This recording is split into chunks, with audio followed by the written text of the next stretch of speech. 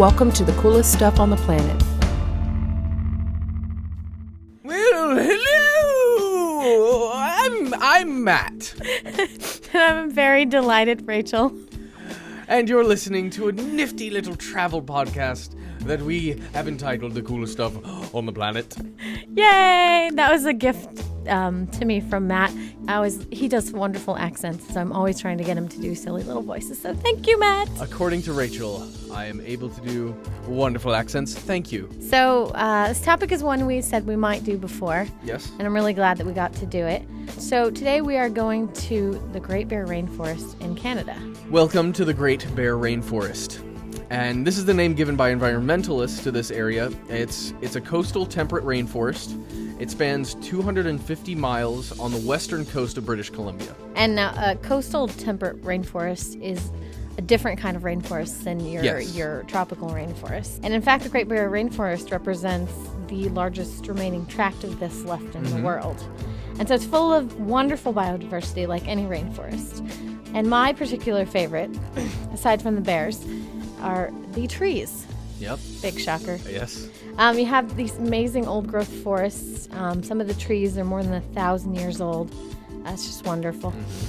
Sometimes this area is called Canada's Amazon, and it's also home to a ton of animals. Bald eagles, wolves, grizzly bears, black bears. Oh, and salmon. Can't forget the salmon. Tons of salmon swimming upstream trying to spawn their little hearts out. And of course, now these salmon are important because they feed pretty much the whole rainforest system. This area is also the home of a very rare subspecies of black bear called the Kermode bear, or the white spirit bear.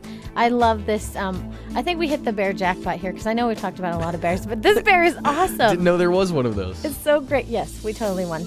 Because this bear it's a black bear that's white. Yes. So it kind of looks like, you think it looks like a polar bear, but it doesn't look like a polar bear. It looks like a white black bear. But it's not an albino? No, it's not an albino. It has black eyes. It doesn't have red eyes. Okay. It's a genetic variation. So like one out of 10 of these this particular species, the cubs turn out white. Wow, that is so cool. Well, and yes, they are quite rare. There are only a few hundred of them in existence, at least that we know of right now. And they make their home on Princess Royal Island inside the Great Bear Rainforest.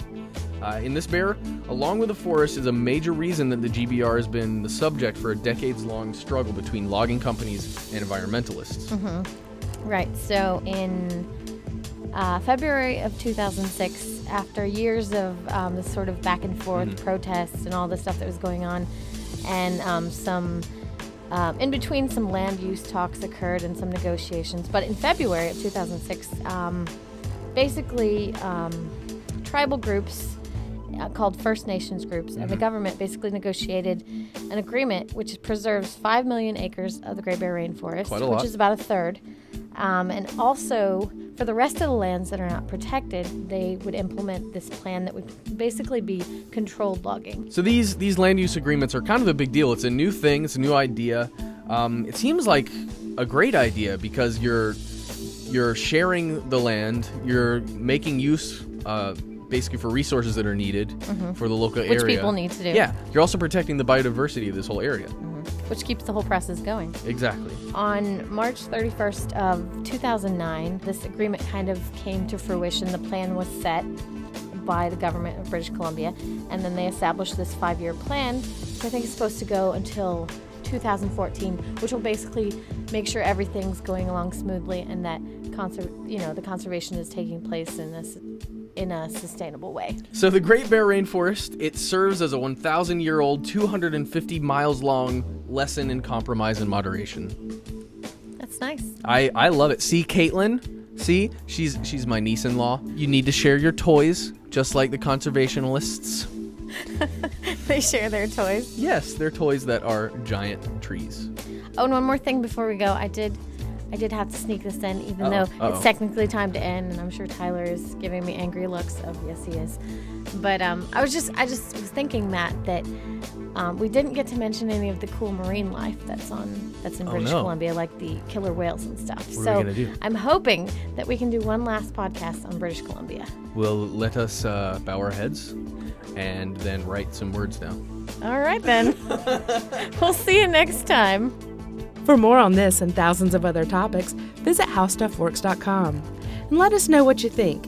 Email travelpodcast@howstuffworks.com. Don't forget to check out our other podcasts, free on iTunes.